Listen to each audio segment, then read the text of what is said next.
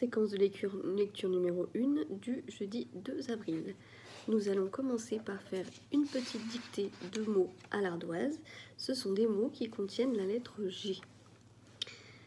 Le premier mot est le mot cage, puis girafe, virgule, orange. Donc là, on peut préciser que ça s'écrit avec le « an » de pantalon. Et gant, qui s'écrit également avec le « an » de pantalon. On peut aussi aider l'enfant pour la lettre muette de la fin. Dans un deuxième temps, on va faire de la manipulation de la langue et voir ce qu'on appelle des compléments du nom. Pour cela, vous allez écrire sur une feuille ou sur un tableau les groupes de mots suivants. L'oiseau de papier, les boutiques du village, les cours des maisons, les bateaux à vapeur. On va demander à l'enfant de lire ces groupes de mots et ensuite de les observer et de voir si certains mots pourraient être enlevés.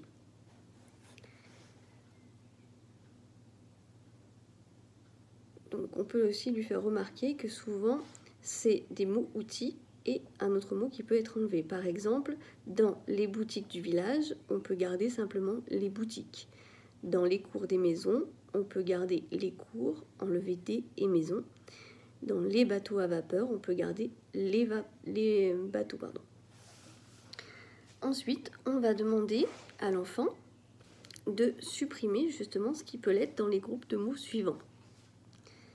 Une table de bambou, le marchand de cerf-volant, un chapeau de paille, les cages à criquets, les bateaux du port, les crevettes du fleuve, la carriole en bois. Et enfin, pour terminer cette séquence, on va lui demander l'exercice inverse. On va lui demander d'enrichir ses propositions. Donc normalement, ce travail reste à l'oral. Si votre enfant en a envie, vous pouvez tout à fait les lui faire écrire. On peut lui dire le vélo.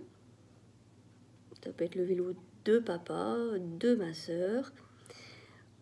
La table, les rues, une lampe, un chapeau, les beignets. Attention, certaines propositions ne sont pas correctes. Dans le vélo, par exemple, on ne peut pas dire le vélo à papa. C'est le vélo de papa. À tout à l'heure pour la deuxième partie.